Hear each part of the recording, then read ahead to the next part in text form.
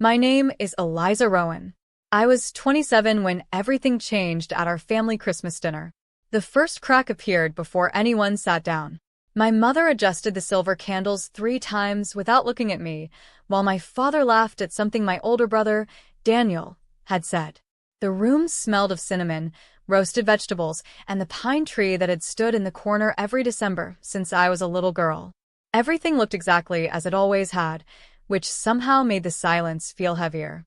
Families have a way of hiding old wounds beneath familiar traditions. Growing up, Daniel was always the center of every celebration. When he struggled to pay rent, my parents quietly covered it. When he wanted to buy a house, they found the money. Even after failed business ideas and unpaid debts, they called him our future. I wasn't treated badly in obvious ways. Instead, I became invisible. My good grades were expected. My promotions were politely acknowledged before the conversation drifted back to Daniel's latest problem. After years of this, I stopped competing for attention. It seemed easier to disappear than to ask why love always felt conditional. By 27, I had built a different life, one so separate from my family that they knew almost nothing about it. I rarely spoke about work. Whenever my mother asked, I'd simply smile and say, "Things are going well." That answer satisfied everyone because no one seemed curious enough to ask another question. In truth, the silence became my protection. It gave me space to grow without anyone measuring my worth against my brothers. As everyone gathered around the Christmas table, I noticed an unopened envelope resting beside my plate. It wasn't addressed to anyone, just my father's careful handwriting across the front. For after dinner. I turned it over once, then set it back down, pretending it didn't matter. But something about the weight of that envelope and the strange way my parents kept glancing toward it told me Christmas wasn't going to end the way it began. Dinner unfolded with the familiar rhythm of our family gatherings. My mother insisted everyone take another serving before they had finished the first. My father asked Daniel about a business idea that sounded remarkably like the 3 that had already failed. Every few minutes someone laughed, yet it felt rehearsed, as though we were all performing roles we'd memorized years ago. I caught myself tracing the rim of my glass, a habit I developed whenever I wanted to disappear without leaving the room. Halfway through the meal, my father cleared his throat and rested one hand on the unopened envelope. The conversation faded almost instantly. "We've been thinking about the future," he began carefully. "Families should make plans while everyone is together." Daniel leaned forward with quiet confidence, as if he already knew what would happen next. My mother reached for his arm with the same protective gesture she'd used since he was a child. Something inside me recognized that look. It always appeared before a decision had already been made without me. The envelope contained copies of legal papers, not finalized, but prepared. My parents explained they wanted to reorganize their estate while they were healthy. Most of their savings, investments, and eventually the family home would pass to Daniel because, as my father gently put it, he'll need more support. Then he looked at me with a small, almost apologetic smile. "You've always been independent, Eliza. We know you'll be fine." I felt no urge to argue. Years earlier, I probably would have searched for the right words, hoping someone might finally understand. Instead, I folded the papers neatly and placed them back into the envelope. The room seemed unusually quiet, broken only by the ticking clock in the hallway. None of them noticed my phone vibrate beside my plate with an email marked urgent, an email carrying news I had never imagined would arrive during Christmas dinner, and one that would soon change the conversation forever. I glanced at my phone only long enough to read the first sentence before locking the screen again. It was a message from the legal team at the company I had quietly built over the past 8 years. The acquisition we'd been negotiating for months had officially closed that afternoon. I stared at the reflection of the Christmas lights in the dark screen, letting the moment settle inside me. It should have been one of the happiest days of my life. Instead, I was sitting at the same dining table where I'd just been reminded that being independent somehow meant needing less love. The truth was almost impossible to explain because I had worked so hard to keep it private. I had started the company in a tiny apartment after finishing long shifts at work, spending countless nights teaching myself skills I couldn't afford to learn anywhere else. There were months when every decision felt like a gamble and mornings when I questioned whether I should give up. Whenever my parents called, I simply told them work was busy. I wasn't hiding success. I was protecting something fragile before it had the chance to grow. Across the table, Daniel sighed dramatically and joked that he hoped the inheritance paperwork would be finished soon because life kept getting more expensive. Everyone chuckled softly. I managed a small smile, though it barely reached my eyes. At that exact moment, my phone buzzed again. This time, the notification appeared on the screen before I could silence it. Congratulations, Eliza. The $25 million acquisition has officially been completed. Daniel happened to glance down first.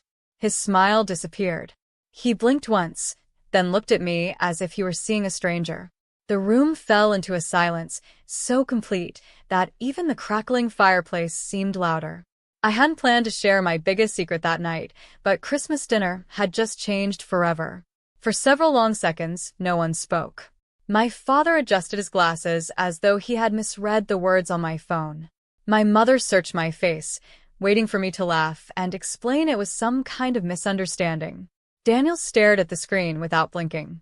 The warmth of the dining room suddenly felt distant, replaced by the strange stillness that settles over a room when a family realizes the story they've always believed is no longer true. I don't understand, my mother whispered. I gently picked up my phone and placed it face down on the table. There isn't much to explain, I said quietly. 8 years ago, I started a software company with 2 friends. We worked nights, weekends, every spare hour we had. We kept building, even when no one knew we existed. Today, the company was acquired. My voice stayed calm, though my hands trembled beneath the table. I wasn't trying to impress anyone. I was simply telling the truth for the first time. Daniel leaned back in his chair, his expression shifting from disbelief to confusion. Why didn't you tell us? He asked, almost pleading. I looked around the room before answering. Because every time I accomplished something, it became smaller than the next problem someone else was having. After a while, silence felt safer than disappointment. The words weren't meant to accuse anyone. They were simply the conclusion I'd reached after years of quiet observation. No one argued. My parents lowered their eyes to the untouched dessert waiting in the center of the table. The inheritance papers suddenly seemed insignificant beside the truth that had just surfaced. Yet as Daniel slowly reached for the envelope with trembling hands, I sensed the evening still held one more conversation, one that would test whether our family could face honesty without letting it become another wound. Daniel held the envelope for a long moment before quietly setting it aside. His hands were shaking, and when he finally looked at me, the confidence I had seen all evening was gone. If your company is really worth that much, he said carefully, then could you help me? Maybe not all of it, but enough to clear my debts and give me a fresh start. His voice cracked before he finished. It wasn't anger that filled the room. It was years of dependence colliding with a reality none of us had expected. My parents exchanged uneasy glances. My mother reached for my hand, something she hadn't done in a long time. You've always been generous, Eliza, she said softly. Perhaps this is a chance for the family to begin again. I heard hope in her voice, but also an old assumption that because I had quietly carried my own burdens, I would naturally carry everyone else's too.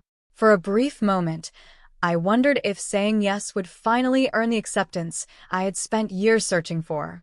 Instead, I took a slow breath and chose honesty over resentment. I'm willing to help, I said, but not by writing a blank check. Real support should create independence, not another cycle of rescue. I explained that I would gladly pay for professional financial counseling, help Daniel build a realistic plan, and even invest in a carefully prepared business proposal if he was willing to do the work himself. The room grew still once more. It wasn't the answer anyone expected, but it was the first decision I'd ever made that honored both compassion and my own boundaries. No one answered immediately. The only sound was the quiet ticking of the old clock in the hallway, the same one my grandfather had repaired countless times instead of replacing. I found myself watching its pendulum move back and forth, thinking about how families often repeat the same patterns until someone is willing to stop them. My offer hadn't rejected Daniel, It had challenged the story we had all been living for years. My father slowly removed the inheritance papers from the envelope and read through them again. This time, his expression was different. He wasn't studying the numbers anymore. He was seeing the assumptions behind them. "I thought I was protecting the child who needed us most," he admitted, his voice barely above a whisper. "I never realized that by doing so, I kept expecting the other child to need nothing at all." The words settled over the table with a quiet weight that no one tried to interrupt. Daniel looked down at his folded hands. "Maybe I stopped believing I could stand on my own," he said after a long silence. "Every time something went wrong, I knew someone would rescue me. I called it love, but maybe it became something else." There was no defensiveness left in his voice, only an uncomfortable honesty that seemed harder to speak than any argument would have been. I reached for my glass, noticing the Christmas lights reflected across its surface like tiny stars. For the first time that evening, I felt the knot in my chest begin to loosen. The greatest surprise wasn't that my secret had been discovered. It was that the conversation had finally moved beyond money. We were no longer talking about who deserved more. We were beginning to ask what fairness, responsibility, and love were supposed to look like in a family that still had a chance to heal. The weeks after Christmas were quieter than I expected. No dramatic arguments followed, and no one pretended the evening had never happened. Instead, there were small changes, the kind that are easy to miss unless you've spent years noticing what goes unsaid. My father called one afternoon, not to ask for help or advice, but simply to ask how I was doing. It was such an ordinary question that I had to pause before answering. Somehow, it meant more than any apology could have. A month later, my parents invited Daniel and me to their house again. The familiar envelope sat on the dining table, but this time it contained revised documents. My father explained that the estate would be divided fairly between us. "This isn't because you became successful," he said, meeting my eyes. "It's because we finally understood that fairness shouldn't depend on who seems strongest." My mother quietly admitted that she'd mistaken self-reliance for a lack of need. Hearing those words didn't erase the past, but they allowed something new to begin. Daniel surprised me most of all. He enrolled in a financial planning course and accepted the counselor I had recommended. Instead of asking when I would transfer money, he began asking thoughtful questions about discipline, risk, and patience. We talked more in those few months than we had in years.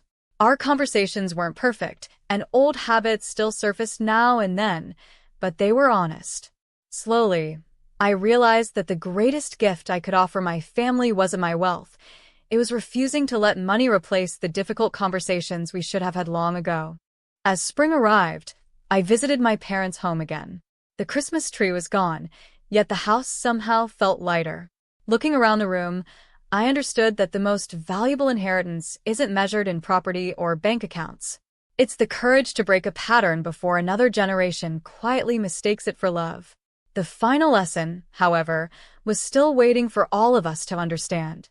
I stood by the window long after everyone had gone to bed, watching the streetlights blur against the glass.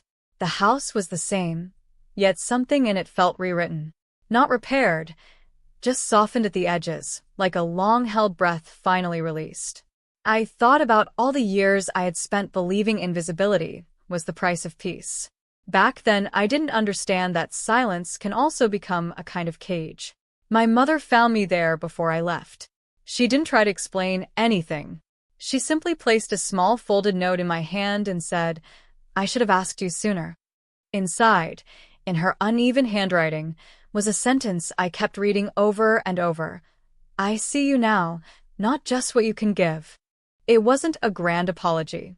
It didn't erase anything, but it marked something I had waited a long time to feel, acknowledgement without conditions. Daniel called me the next morning.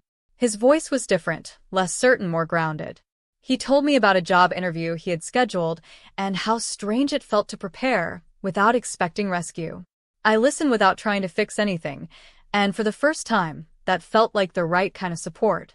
We didn't become a perfect family after that night. We became something more fragile but more real, people learning how to meet each other without old roles in the way. Later, as I closed the door behind me, I realized nothing had truly been taken from me at that Christmas table. Something had simply been revealed. Not just their assumptions, but my own silence. And in that quiet understanding, I finally stopped waiting to be chosen. I began choosing myself, without needing it to hurt anyone in the process. What began as a Christmas dinner built on silence, expectations, and unseen imbalance slowly unraveled into something far more honest. No one walked away unchanged, but not because anything was taken or won. It was because truth finally entered a room where assumptions had lived for years. And sometimes, that alone is enough to shift an entire family's direction. If this story resonated with you, take a moment to reflect. How often do families mistake silence for strength or sacrifice for invisibility? Let me know your thoughts in the comments, and don't forget to like the video if you want more emotionally powerful, cinematic family stories like this. Subscribe for the next one because every family has a story, but not every story is ever told out loud.